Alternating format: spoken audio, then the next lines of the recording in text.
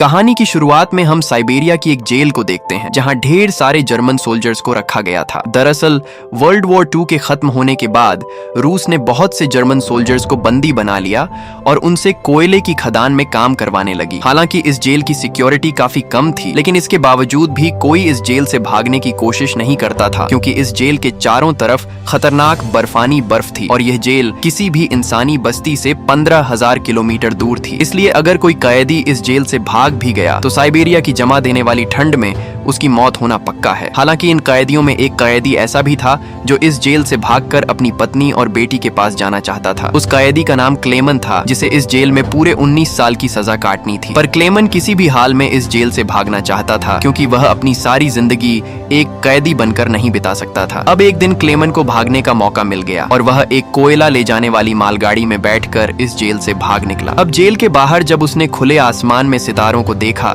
तो वह खुशी के मारे झूम उठा, लेकिन उस बेचारे को नहीं पता था कि उसकी खुशी कुछ ही पल के लिए है। थोड़ी दूर चलने के बाद उस मालगाड़ी को रोक दिया गया और जब क्लेमन ने बाहर झांककर देखा तो एक रूसी सिपाही बंदूक ताने उसके सामने खड़ा था। अब यहाँ क्लेमन पकड़ा गया और जेल से भागने के जुर्म में उसे एक ग्लेशियर लॉक सेल में बंद कर दिया गया। दरअसल ग्लेशियर लॉक एक ऐसा सेल है जहाँ किसी भी कैदी को कोई भी सजा नहीं दी जाती, बल्कि उसे सजा के तौर पर बाहर बर्फबारी में रखा जाता है। अब पूरे 2 दिन बाद इस जेल का वार्डन उसके पास गया और उसे सेल से बाहर निकाल कर बोला कि तुम्हारे साथी बेसब्री से तुम्हारा इंतजार कर रहे हैं। अब पूरे 2 दिन बाद जब क्लेमन अपने साथियों से मिला तो उसके साथी लाठी डंडे लेकर उसका इंतजार कर रहे थे, क्योंकि क्लेमन के भागने की वजह से उन्हें पिछले 2 दिनों से भूखा और प्यासा रखा गया था। अब क्लेमन को देखते ही बाकी कैदियों ने उस पर हमला कर दिया और उसे बहुत ही बुरी तरह मारा। बेचारे क्लेमन को इन लोगों ने इतना मारा कि वह ठीक से बोल भी नहीं पा रहा था और इस धुलाई के चलते क्लेमन इतना घायल हो गया कि उसे जेल के हॉस्पिटल में एडमिट करना पड़ा। अब इस जेल का डॉक्टर भी एक जर्मन कैदी था और वह क्लेमन की बहादुरी देखकर काफी हैरान हुआ। यहाँ क्लेमन ने डॉक्टर से कहा कि मैं एक बार फिर इस जेल से भागना चाहता हूँ और मुझे इस काम में आपकी मदद चाहिए। अब डॉक्टर ने उसे समझाया कि इस जेल से जिंदा भाग पाना इम्पॉसिबल है और अगर तुम यहाँ से भाग भी गए तो बाहर की जमा देने वाली ठंड में मर जाओगे। लेकिन सच्चाई तो ये है कि अगर तुम यहाँ से नहीं भागे तो भी तुम्हारी मौत पक्की है, क्योंकि तुम जिन खदानों में काम करते हो वहाँ कोल की मात्रा काफी ज्यादा है, जो सांस के जरिए तुम्हारी बॉडी के अंदर जाती है और इससे कैंसर जैसी खतरनाक बीमारियां होती हैं। इसलिए डॉक्टर ने उसे सलाह दी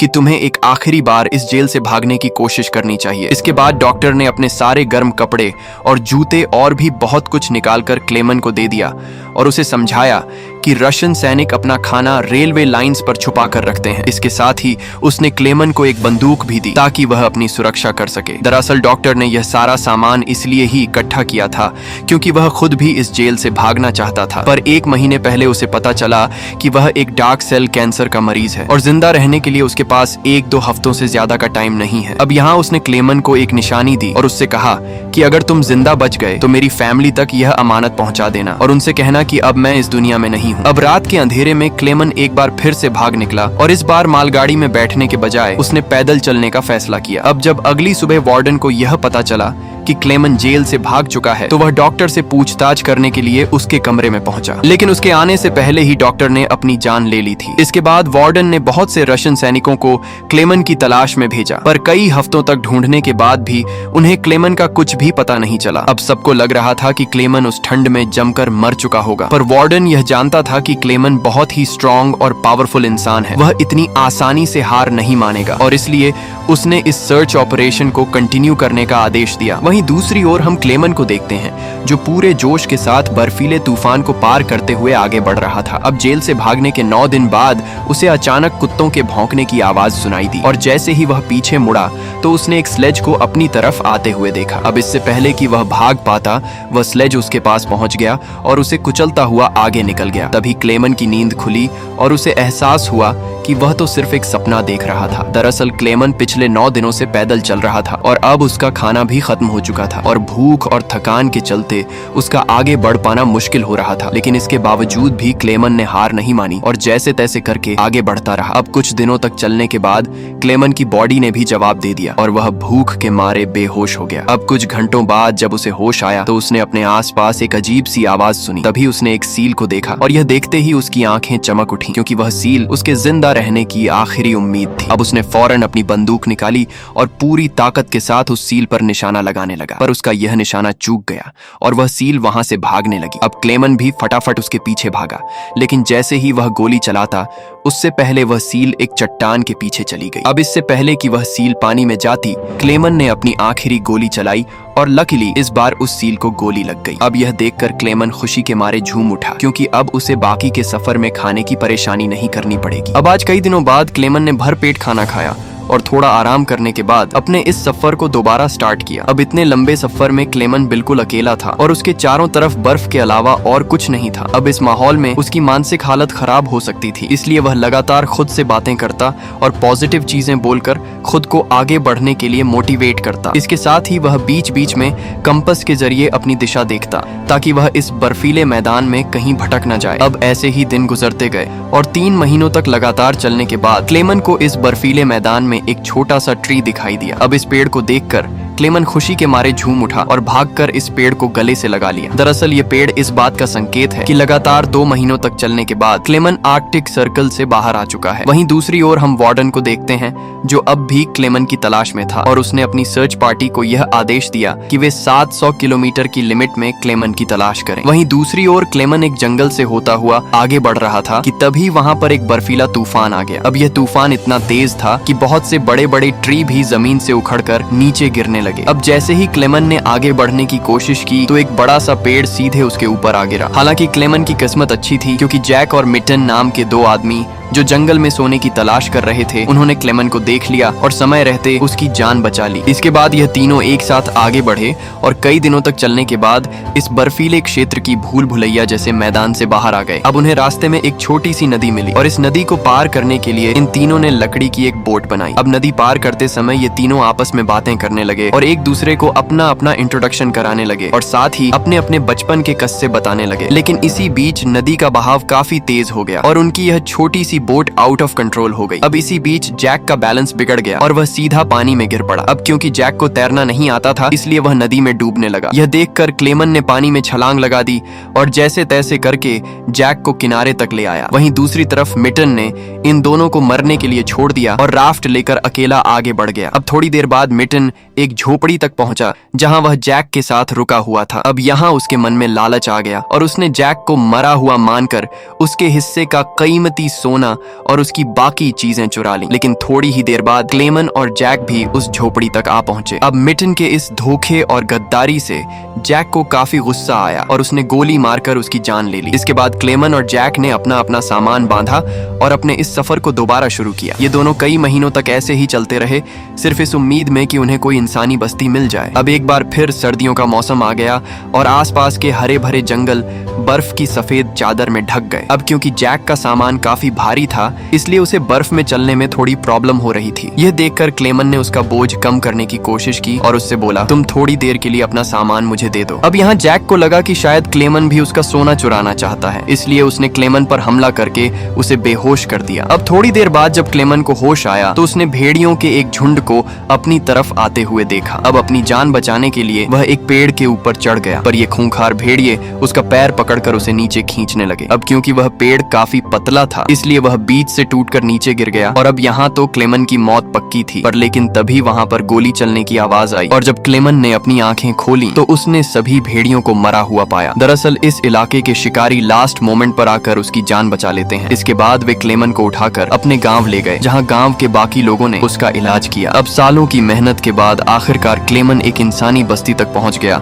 और आसपास इतने सारे लोगों को देखकर उसे काफी खुशी हुई। अब अगले कई हफ्तों तक क्लेमन इसी गांव में रुका और गांव के बाकी लोगों ने भी उसकी अच्छी तरह खातिरदारी की। अब एक दिन इस गांव में एक लेटर आया जो किसी और ने नहीं बल्कि खुद वार्डन ने भेजा था। इस लेटर में उसने बताया था कि एक जर्मन सैनिक हमारी जेल से भाग चुका है और अगर किसी ने उसे पनाह दी तो उस पर देशद्रोह का आरोप लगेगा। अब न चाहते हुए भी क्लेमन को यह गांव छोड़कर जाना पड़ा, लेकिन जाने से पहले गांव के लोगों ने उसे ढेर सारा खाना और एक कुत्ता भी दिया। अब इस लंबे सफर में क्लेमन का एक साथी भी था, इसलिए उसे अकेलापन महसूस नहीं हुआ। अब कई दिनों तक चलने के बाद उन्हें लकड़ी की एक मिल दिखाई दिखाई दी और ये देखते ही क्लेमन का डॉगी खाने की खोज में भागा। अब अपने कुत्ते को बचाने के लिए क्लेमन भी इस मिल के अंदर चला गया, जहाँ वर्कर्स ने क्लेमन को पहचान लिया और उसे अपने मालिक के पास ले गए। यहाँ क्लेमन ने सबको अपनी कहानी बताई। ये सभी बात सुनकर मिल के वर्कर्स और मिल के मालिक के दिल में उसकी दया आ गई और उन्होंने उसे पेट भर खाना खिलाया और बाद में उसे जर्मनी जाने वाली ट्रेन में बैठा दिया। अब क्लेमन काफी खुश था कि वो बहुत ही जल्द अपने घर पहुंच जाएगा, लेकिन वो इस बात से अनजान था कि मिल के मालिक ने उसकी खबर वार्डन तक पहुंचा दी है और अब वार्डन अपने सिपाहियों के साथ स्टेशन पर उसका इंतजार कर रहा है। हालांकि स्टेशन पहुंचने से पहले ही क्लेमन ने उन सैनिकों को देख लिया और मौका मिलते ही ट्रेन से कूदकर भाग निकला, पर बदकिस्मती से रशियन सैनिकों ने उसे देख लिया और वो उसका पीछा करने लगे। अब क्लेमन ने फटाफट से ट्रेन की पटरी को पार किया, पर तभी न जाने कहां से वार्डन उसके सामने आ गया। अब ये देखकर क्लेमन का दिल बैठ गया, क्योंकि उसके इतने महीनों की मेहनत अब मिट्टी में मिल चुकी थी। अब इससे पहले कि वार्डन उसे गिरफ्तार करता, क्लेमन के कुत्ते ने वार्डन पर हमला करके उसे काट लिया। अब इसके चलते क्लेमन को भागने का मौका मिल गया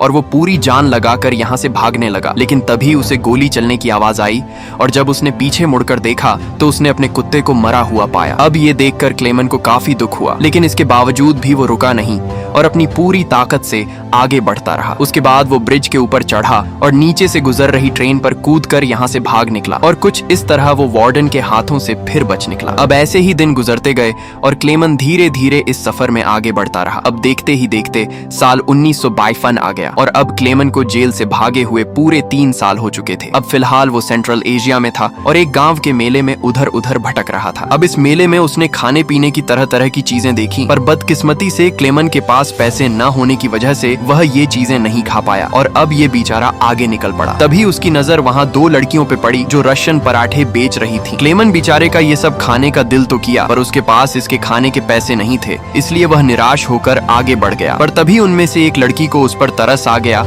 और उसने पैनकेक का एक हिस्सा तोड़कर क्लेमन को दे दिया। अब पहले तो क्लेमन को थोड़ा अजीब लगा, पर फिर भी उसने वह पैनकेक खा लिया। अब इस मेले में एक जूसी आदमी भी था जिसने ये सब कुछ देख लिया था। उसके बाद क्लेमन एक चर्च में गया और यह आदमी भी उसका पीछा करते हुए चर्च में आ पहुंचा। दरअसल यह आदमी भी किसी जमाने में एक वॉर प्रिजनर हुआ करता था, इसलिए उसने क्लेमन को पुलिस के हवाले नहीं किया और उसकी मदद करने की कोशिश की। इसके बाद वह क्लेमन को लेकर अपने घर गया, जहाँ क्लेमन ने कई साल बाद अपनी शेविंग की और अपने पुराने हलिये में वापस आया। इसके बाद इस आदमी ने क्लेमन को एक नया पासपोर्ट दिया ताकि वह रशिया के बॉर्डर को क्रॉस करके जर्मनी पहुंच सके। अब जाने से पहले क्लेमन ने इस आदमी का शुक्रिया अदा किया और रशिया और जर्मनी के बॉर्डर की तरफ निकल पड़ा। अब कुछ हफ्ते बाद क्लेमन रशिया के बॉर्डर तक पहुंच गया और वहां मौजूद रशियन सैनिक को अपना पासपोर्ट दिखाया। यहाँ क्लेमन को यह डर था कि कहीं यह सोल्जर्स उसे पहचान न लें या फिर उसका नकली पासपोर्ट न पकड़ा जाए, लेकिन खुशकिस्मती से ऐसा कुछ नहीं हुआ और इस सोल्जर ने